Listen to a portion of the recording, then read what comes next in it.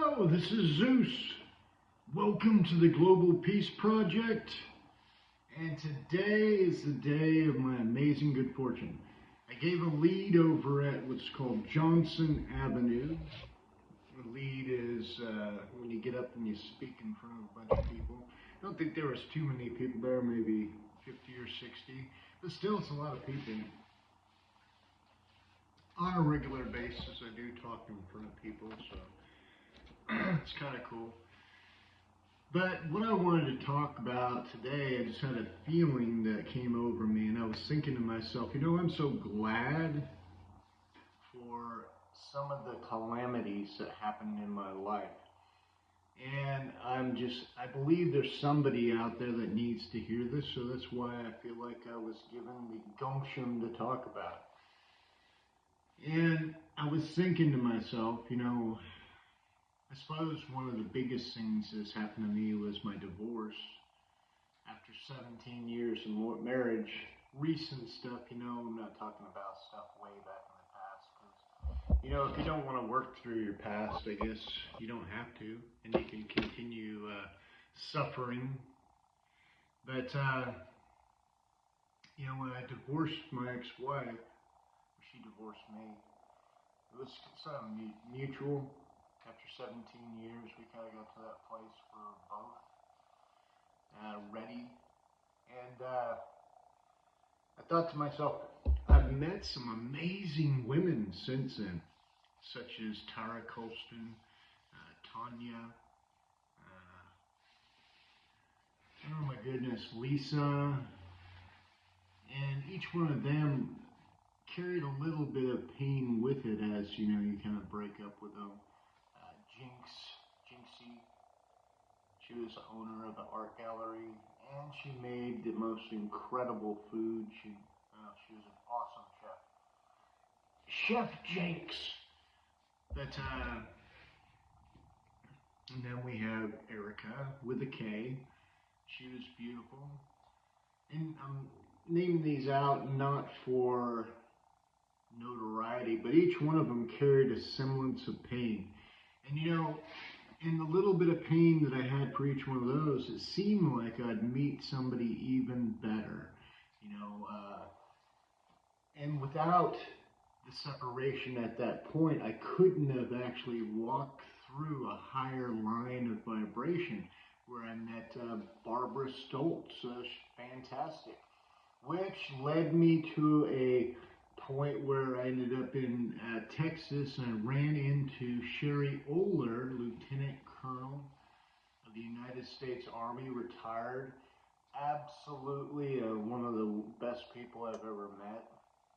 She's got a YouTube page. It's Course in Miracles. I would highly suggest anybody going on there. And now that was a lot of pain when I'd met with her, but she showed me some things that, I would never have figured out by myself. Yeah, I tell you what, they're things that I want in my reality for the next version of me, which I'm hoping, because I've slowed things down, it's like, whoa, this is getting way too painful, but it really is just conjunctions to move into your next level of self. And that was so much of a shock that it's really blown me into a new version of myself, where I'm no longer, I'm not the same person. I can't be.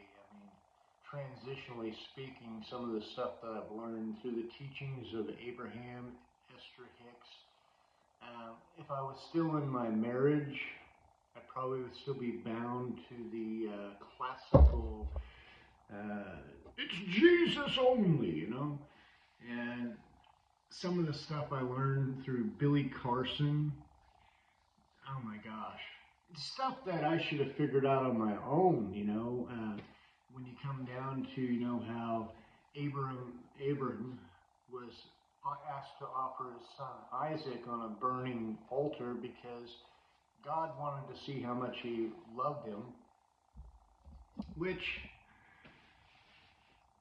I don't believe outside of choice that I'll ever be placed in that position by God, but I have been placed in some positions where faith was the only thing I could go through to get to where I wanted to be. Walking it out and knowing that God is always faithful and He is always just and He will always open doors if I'm willing to actually step forward and do what I feel I should do, which is always filtered through love, joy, peace, patience, kindness, goodness, faithfulness, gentleness, and self-control. Fruits of the Spirit, baby. And, when we think about that, the regression to the past no longer exists. For, when Abram was going to cut Isaac's throat, which is trauma. That's some friggin' trauma you're bringing on a child. And then says, stop. Now I know that you love me. Or now that I know you fear me is exactly what I said. Where fear is opposite to love. Fear and love, not fear and hate. It's fear and love, right? If I fear, I truly don't love. And then Billy Carson opened up the door and then showed me how out of the Emerald Tablets, which have been around a whole lot longer than the Bible, it has that same story from the Anunnaki point of view, right? Written by Thoth the Atlantean. And then we see how the Bible is actually, and we knew this before we even started because it's 66 books that were actually stolen from all the cities around Rome when Rome was conquering and Greece was conquering Alexander the Great. They took all their books, right, and then they combined them together, 66 books. The ones that they felt were the ones that pointed to what they wanted to convey. And we're not going to go into a teaching on it because if you want to find it out, go to Billy Carson, Forbidden Knowledge. Forbidden Knowledge. And go there and listen to some of the teachings. It's really, from an archaeological point of view, which he is, right?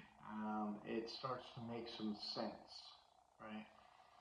But with these point of views, I wouldn't have had an open mind for it, right? Because really I was at the prefaces prior to my divorce that I knew what I was talking about. And there was no other way to go about it because I was a preacher and I read the Bible. And guess what? I know, and I'm not going to open my mind to anything else, and therefore my mind stayed closed. And all those people that I know of that are at my age and are still stuck in that, they look hundreds of years older than me. Why? Because if you're not growing, you're dying, baby. And this is a teaching from the Brotherhood. Now, with that being the case, going back to the various people, you know what, if I would have never met Sherry, I would not have felt what it truly is to love with your heart. Not sexual. And we did have sex, but it was more of a heart-binding one, and I've had orgasms of the heart, which, if you've never had that, then you don't really know what you don't know. And I'll tell you what's possible. It's possible to connect with another human being with your heart. And she showed me that. And that was absolutely the most beautiful experience that I've ever had up to this point. One of the most beautiful experiences. So, as a human, Hu in Coptic or Latin stands for light or God, and man stands for being. So you're a God being or a light being. So with that being the case, I was thinking, I am so grateful. I am so grateful for the people that I've met in my past, and I'm grateful for you, and I'm grateful for the love that we all can express for one another. I just appreciate you, and I love you, and I hope that you have the most glorious life ever. Another lesson, Kevin Trudeau. Absolutely beautiful soul. I definitely wouldn't have had an open door to listen to my friend Kashmir, Queen Kashmir, Savani, goddess. I would never have opened my ears to her, and I would never have met her. She probably wouldn't have listened to a thing I had to say because I didn't know what I didn't know, and I was truly ignorant, honestly. And the prefaces of such, only such can hear you, right? And to actually expand your mind, expand the way you communicate, and expand the way you actually show love to all people, because everybody deserves love. They're your brothers and sisters, mate. We must follow our heart, because the heart will be the only thing that opens the door to the next dimension. But anyway, I just want to thank everybody for being on line and actually listening to what I have to babble about. Because sometimes it's just banter, but if it touches your heart, then it becomes more than banter. It becomes love. And I just want to touch your heart and pray for each and every one of you. And I call forth the Holy Spirit to actually surround you and show you the true love that you are, and that you should feel it in your heart, and that you would pass it out. And through the Buddha palm, I send you energy, I send you love, I send you peace, and most importantly, I send you healing. May you receive whatever healing you're needing today, whatever healing you're needing in whatever aspect of your life, because it's available. Everything is available. And may peace and glory and joy envelop you so that you can translate it out to others. Because in order to keep it, you must give it away. It rots inside you. If you're not giving it away, then the power of the source energy that's all around you cannot flow. And you're like a river, right? A river of goodness. I thank each one of you. Again, thank you for the Cash App donations. Money sign, Global Peace Project, or on PayPal, Global Peace Project. This is Zeus out. I wish you the best. Remember, every day and every way, you get better, better, and better.